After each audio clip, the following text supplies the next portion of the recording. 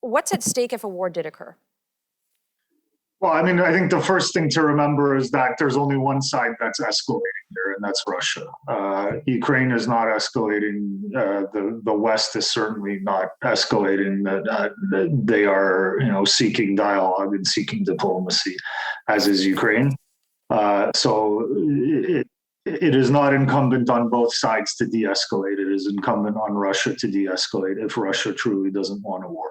Now, what would happen if there were a war? I mean, I think the consequences for both Ukraine and for Europe, and frankly for Russia, would be devastating. I mean, you would have, in the case of a full-out invasion, you would be looking at millions of civilian refugees, destroyed cities, and a strong resistance from both the Ukrainian army and then an underground resistance that would follow. I mean, Ukraine has one of the stronger armies in Europe, and so the Ukrainian people are ready to fight for their freedom and defend it.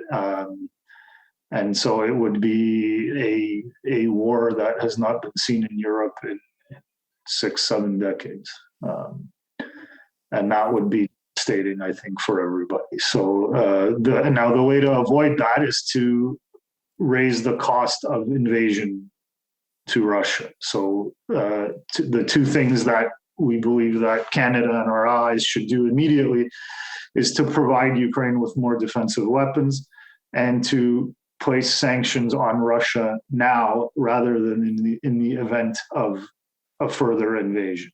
So not to threaten sanctions and then put them on once Russia invades and it's too late, but put them on now and then remove them for a verifiable de-escalation of the situation. And the provision. And not to cut you off, but a verifiable de-escalation would be something to the effect of take some of those 110,000 troops away from the border, correct? Well, or all of them. Pardon? Or all of them. Or all of them, yes. Of course. All of them would be ideal. But you're saying at the end of the day, there has to be some form of action upon Russia that would show that they do want to de-escalate. And while all of them would be fantastic, because that would be very clear, may not be the case. But what you're saying is, if we decided to take some form of action that would have some type of effect, as going back to the euphemism that I gave, that the bark needs to have some bite. What you're saying is, as you stated, we need to raise the cost of that invasion. And one would be that provide Ukraine with more defensive weapons, and two, put the sanctions on now, as opposed to putting them on later. And if we put them on now, then having some form of de-escalation with having some troops being removed would be a step in the right direction. Because I highly doubt that Russia would take all troops back, but they would take some.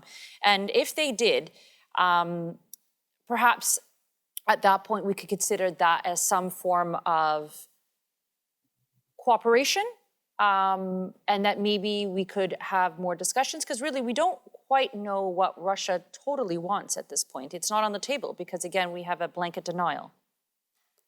What are your thoughts? Well, I mean, I think the most important thing to do is to make the cost of war more expensive to Russia than the cost of peace. And so the way to do that is both economic sanctions, personal sanctions on people close to the Russian president and the inner circle of Russia's regime, and also to provide Ukraine with defensive weapons. So we had this past weekend, on Sunday, actually yesterday, rallies in 30 cities across Canada, calling on the Canadian government to provide Ukraine with defensive weapons and to stand with Ukraine. And so we've seen the Americans, the British government, Poland, the Baltic states, several others providing those weapons, and we are calling on Canada to join our allies in doing so immediately, and also to work together to come up with a deterrent sanctions plan to deter Russia from a further invasion.